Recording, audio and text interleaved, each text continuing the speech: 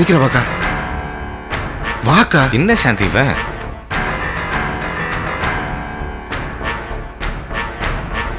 அக்கா நானே உங்களை கூட்டிட்டு கொஞ்ச வரல. நேரம் சும்மா இருடா. ஏண்டா அவங்க முன்னாடி எங்களை அவமானப்படுத்துறியா நீ? என்ன சொன்ன? ஏன் பொண்டாட்டி கூட்டிட்டு போக உங்ககிட்ட எதுக்குக்கா கேட்கணும் கேக்குற? அந்த அளவுக்கு பெரிய மனுஷன் ஆயிட்டியா? இப்போ உன் பொண்டாட்டிய திவ்யா வீட்டுக்கு கூட்டிட்டு போறேன்னு சொல்றியே, அவளுக்கு தெரிஞ்சா அவ பத்திரகாளியா மாறிடுவா. முதல்ல கல்யாணம் பண்ணீங்க, அத மறைச்சிங்க. இப்போ நைஸா உன் பொண்டாட்டி கூட்டிட்டு வந்துட்டியா, நான் அடிச்சு வரட்டினா என்னடா பண்ணுவ? ஏன்டா எங்க தலையில இப்படி மண்ணள்ளி கொட்ட பாக்குற? இனிமேதான் போடணுமா? ஆல்ரெடி போட்டாச்சு, அவ்வளவுதான், எல்லாம் போச்சு. இனிமே மெஸ்ஸும் கிடையாது, கடையும் கிடையாது.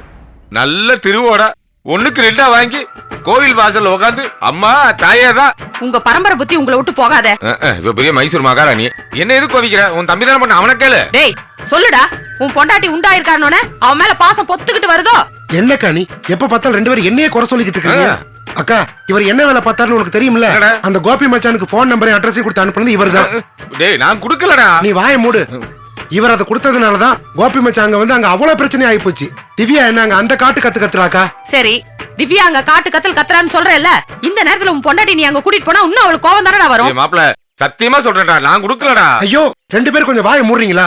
அக்கா நான் மகேஷ மட்டும் தான் தனியா கூட்டிட்டு போலாம்னு வந்தேன். ஆனா இந்த ஆளு தேவையில்லாம ஏதோ பேசி இப்ப அம்மா தங்கச்சின்னு கூடவே குறைத்து விட்டாரு.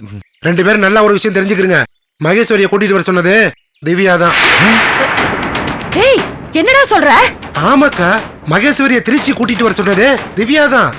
என்னடா அவளுக்கு ஏதாவது மூளையில குழம்பி போச்சா என்ன? உங்க 2 பேருக்கு தான் மூளை குழம்பி போச்சு. இங்க பாருக்கா, இங்க எதுவுமே விலாவரியா பேச முடியாது, எல்லாத்தையும் அவகிட்ட கேட்டு தெரிஞ்சுக்கிறீங்க. நீ என்ன சொல்றனே எனக்கு ஒண்ணுமே புரியலடா. ஐயோ அக்கா உனக்கு என்னதான் புரிஞ்சிருக்கு? இங்க பாரு, திவ்யா உங்ககிட்ட எல்லாத்தையும் விளக்கமா சொல்லுவா. அவ சொல்லிதாக்க எல்லாத்தையும் நான் செய்யறேன். டேய் அதெல்லாம் இருக்கட்டும், மகேஸ்வரி எதுக்கு திவ்யா அங்க கூட்டு வர சொன்னா? யோ மகேஷ கூட்டிட்டு வர சொன்னது திவ்யா தான் சொல்லிக்கிட்டு இருக்கேன்ல, இதுல உனக்கு தனியா வேற சொல்லணுமாக்கோ? கேட்டு வேற வாங்கிக்கிறேன். அவரை திட்டுறது விடுறா. முதல்ல நீ முன்னாடியே எங்ககிட்ட சொல்லிருக்கலாம்ல இந்த விஷயத்தை. ஐயோ அக்கா, இப்ப அதெல்லாம் பிரச்சனை இல்ல. இப்போ இங்க என்ன பண்ண முடியும் அதை யோசிப்போம். மாப்ள அத பத்தி எல்லாம் நீ கவலையே படாத. அப்புறம் மாமா நான் எதுக்கு இருக்கேன்? நேரா மகேஸ்வரி கிட்ட போய், இந்த பாரு மகேஸ்வரி, என் மாப்பிள்ள வயசு பையன், அதுவும் பார்க்க அழகா வேற இருக்கான். நீ இந்த மாதிரி தனியா விட்டினா வேற கெட்ட பொண்ணுங்க சகவாசம் வந்துரும் சொல்லி புரிய வச்சிருவேன். வாயிலே குத்துவேன். இருக்கிற எல்லா உண்மையும் சொல்லிடுங்க. ஐயோ உண்மையா அதான் இல்ல. ஐயோ வாயை திறந்தீங்கன்னா மண்டையிலே குத்துவேன். நீ அடிச்சது தப்பே இல்ல, நீ தான் என்ன பண்ணுவ பாவம். இந்த பாரு தம்பி, அவங்கள சமாளிக்க வேண்டியது ஏன் பொறுப்புடா. இந்த ஆள் வாயை திறக்காம பாத்துக்கிறது உன் பொறுப்பு. ஐயோ நான் எப்படி சமாளிக்க போறேன்னு தெரியலையே. கொஞ்சம் கஷ்டம்தான், ட்ரை பண்ணலாம். முடிக்கிட்டு வா.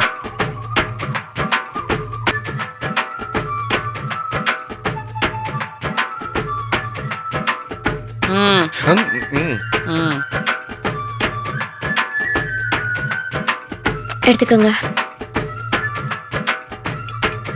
ஈபி இன்ஜினியர் டீ எல்லாம் போடுறீங்க, டீ சாப்பிடுங்க. பேசுறீங்க. ஆமா. பேசிட்டீங்களா? பேசிட்டேன் மாமா. என்ன இது கூட்டிட்டு போக வேண்டாம்னு சொல்றாளேன்னு தப்பா எடுத்துக்காதீங்க. இல்ல இல்ல, முறைனா என்னன்னு உங்களை விட எனக்கு நல்லா தெரியும். வளைகாப்பு நடந்த ஒரு பொண்ணை வீட்டை விட்டு எங்கேயும் கூட்டிட்டு போக கூடாதுன்னு சொல்லுவாங்க. அதனாலதான் நான் அப்படி சொன்னேன். அந்த முறை யாருக்குமா? புருஷன் கூட வாழ்ந்துட்டு வளகாப்புக்காக மட்டும் பிறந்த வீட்டுக்கு வர பொண்ணுக்கு தான். மகேஷ் விஷயத்துல எல்லாம் தலைகீழ இல்லையா? அதனால தான் சொன்னேன். அதுவும் சரிதான், அது எங்களுக்கும் புரியுது. தம்பியும் அதான் சொன்னான். அவங்க 2 பேரும் ஒத்து போகும்போது இடையில நாங்க எதுக்கு? அதனால தான்மா நாங்க இப்ப அனுப்புறோம். 9வது மாசத்துல வீட்டுக்கு கூப்பிட்டுக்கிறோம். இப்ப ஏற்பாடெல்லாம் பாக்குறதுக்கு மீனாட்சியும் ராகினியும் மகேஷுக்கு துணையா கூட வராங்க. ரொம்ப சந்தோஷங்க. அதாங்க மரியாதை. பேசக்கூடாதுன்னு சொன்னல. தம்பி நீ மகேஷ கூப்பிட்டு வா, நாங்க முன்னாடி போறோம். இருங்க இருங்க, என்ன அவசரம்? இருந்து பொண்ணு மாப்பிள்ளையோட சேர்ந்து போக வேண்டியதானே? நானும் அப்படிதாங்க யோசிச்சேன்.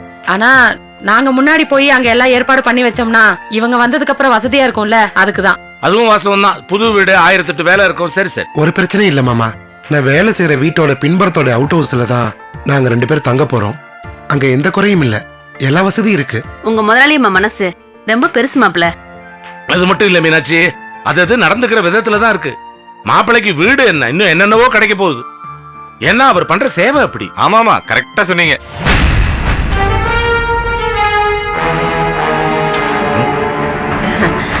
சரிடா தம்பி, நாங்க முன்னாடி போய் ஓனர் அம்மாட சாவி வாங்கி வீடெல்லாம் கழுவி விட்டு வைக்கிறோம்.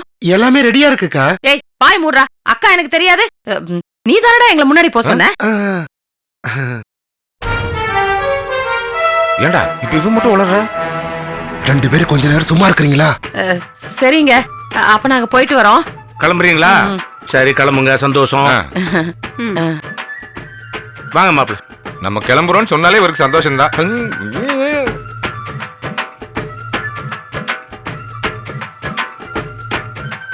என்னங்க என்னங்க இப்படி கொஞ்சம் வாங்க. என்ன சாந்தி? இப்படி நில்லுங்க. குனிங்க. ஐயோ ஐயோ சாந்தி வலிக்குது. பேச மாட்டேன். பேசுவீங்களா? இனிமே பேச மாட்டேன் சாந்தி. என்ன இப்படிலாம் கொஞ்சம் கூட மரியாதை இல்லாம. ஐயோ அப்பா என்ன இந்த கொட்டுறா? ஐயோ என்ன இப்படி வர கையெல்லாம் நீட்ட ஆரம்பிச்சிட்ட? என்ன சாந்தி வேற கொஞ்சம் கூட புரியல. இதுக்கெல்லாம் நீ மன்னிப்பு கேட்க சொல்றான்.